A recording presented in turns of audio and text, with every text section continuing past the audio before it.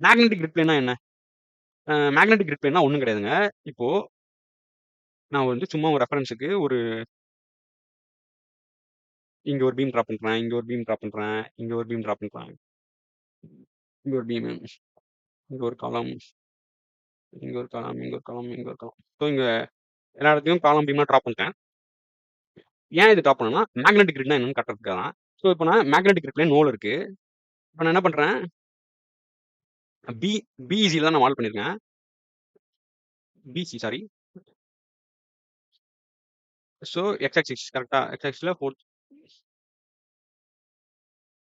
So இதான் 4 அதாவது இந்த இடத்துலலாம் மாடல் பண்ணிருக்கேன். இப்போ நான் என்ன பண்றேன், இது ஒண்ணுத்த மட்டும் 3 7000 மாத்திட்டு 1 மட்டும் 5000 மாத்திடுறேன்.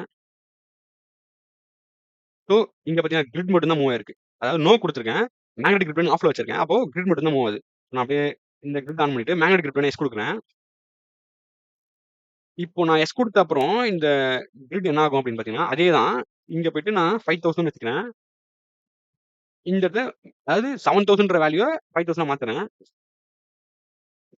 பாத்தீங்களா? அது முன்னாடி நான் அந்த எஸ் குடுக்காதனால என்னாச்சு, கிரிட் மட்டும் தான் மூவ் ஆச்சு. இப்போ நான் எஸ் குடுத்தேன். அப்போ அந்த அந்த கிரிட்ல இருந்த மெம்பர்லாம் கரெக்ட்டா அட்ஜஸ்ட் ஆயி அந்த இடத்துக்கு நின்றுச்சு. ஸோ மேக்னெட்டிக் கிரிட்ன்றது என்னன்னா, நீங்க அத ஆன் பண்ணீங்கன்னா, அந்த கிரிட் லைன்ல இருக்க மெம்பர்ஸும் அதுக்கு ஏத்த மாரி மாறிக்கும்.